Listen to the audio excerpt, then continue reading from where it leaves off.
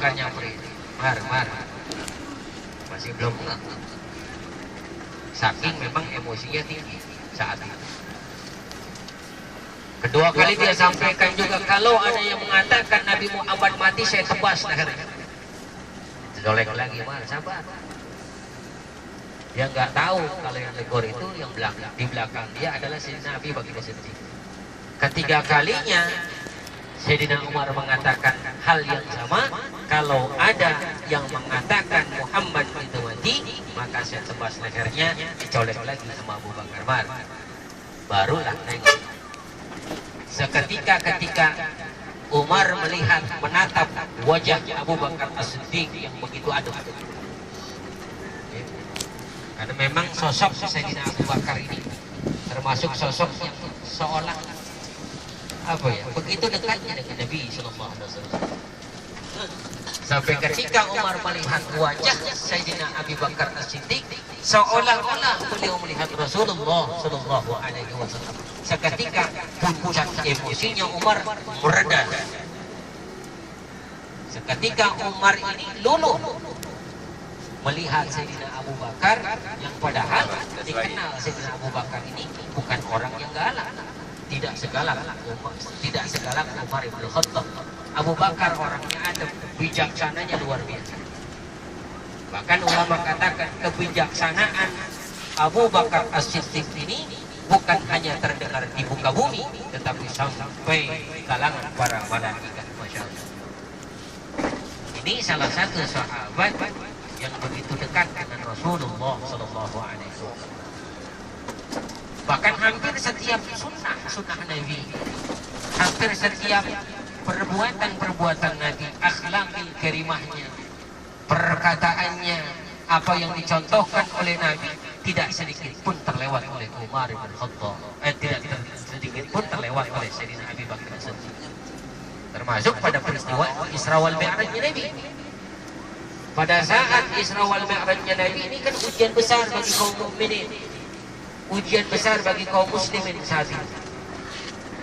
Ya, karena dihadapkan dengan persoalan yang tidak masuk akal. Dari Masjidil Haram ke Masjidil Aqsa kurang dari 1 malam, sampai ke langit yang ke-7, sampai naik ke Sidratil Muntaha. Ini perkara yang mustahil.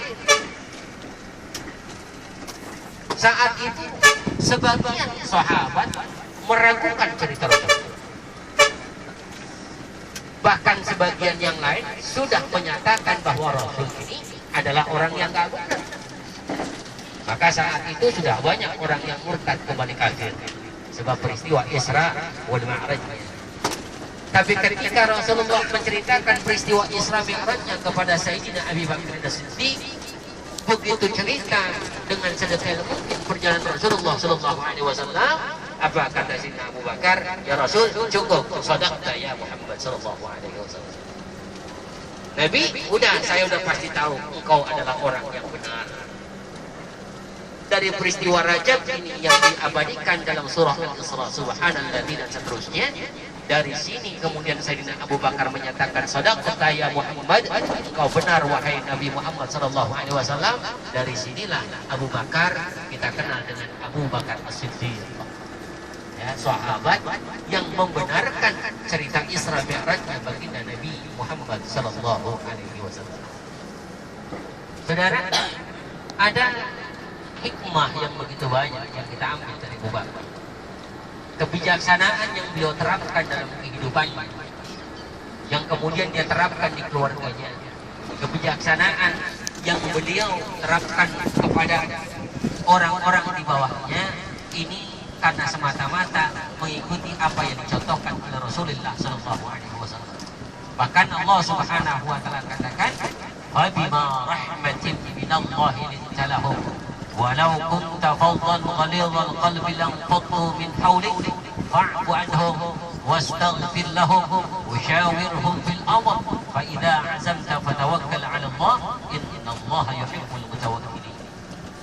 Lemah lembutnya Sayyidina Abu Bakar, memaafkannya beliau kepada orang lain, bermusyawarah beliau dalam setiap urusan. Ini apa yang beliau ambil dari yang dikatakan oleh Allah di dalam Al-Quran surah ini. Oleh karenanya di kesempatan perjalanan ini ada hal yang luar biasa yang bisa kita ambil dari perjalanan ziarah. Apa hadirin? Tadi ketika kita ziarah ke Gunung Jati atau ke Katilkan, ketika kita masuk merangsek, Masya Allah, ya, kita masuk, andai kita tidak punya kebijakan langsung dari Allah, wah, udah pasti kita jadi orang yang brutal. Awas gua duluan. Apalagi tadi kita kalah tikir. Padahal banyakan kita tadi. Kalau bukan kebijakan dari Allah Subhanallah, macam-macam baunya hadirin. Ketika tadi kita mampir ke Gunung Jati, kita Kaki, macam-macam orang baunya, sebab orang dari mana-mana. Tadi saya sempat berpikir ketika di Gunung Jati, Masya Allah, Allah ajarkan kita supaya nanti di Mekah nggak kaget nih hadirin. Di Mekah dari penjuru dunia. Itu yang kita sama-sama makan nasi di Indonesia, baunya rupa-rupa. Apalagi yang nanti di Mekah, orang dari mana-mana makannya macam-macam. Ada yang makannya roti, mungkin juga ada yang makannya bangkai. Tikus mungkin ya. Masya Allah, baunya akan macam-macam antara Allah Subhanahu Wa Taala. Dari situ kita harus berpikir bijak hadirin, bahwa Masya Allah kita nggak boleh ngomongin apapun. Ya, sebab satu saat pun kita bakal bau dengan bau yang lebih dari itu. Ya, kita bakal bau dengan bau yang lebih dari itu, lebih busuk lagi hadirin Allah Subhanahu Wa Taala. Karenanya ziarah ini banyak hikmah sebetulnya yang perlu kita ambil. Ketika kita masuk ke dalam satu kerumunan yang banyak, ketika kita masuk ke dalam begitu banyak kumpulan orang, maka subhanallah kita harus bisa menyikapi diri, atau kita harus bisa menyadari diri bahwa diri kita di dunia ini bukan sendiri-sendiri. Banyak orang yang berbagai macam jenisnya, berbagai macam baunya, berbagai macam sifatnya, berbagai macam kata-katanya, berbagai macam perbuatan dan sebagainya. Oleh karenanya, hasibu qabla an tuhasabu. Perbaiki saja diri kita dahulu. Ya, kita berhisab diri, menghitung diri kita, kita introspeksi diri kita, sudahkah benar kita? Jangan sering kali kita menyalahkan orang lain sementara kita masih ada di jalur yang salah.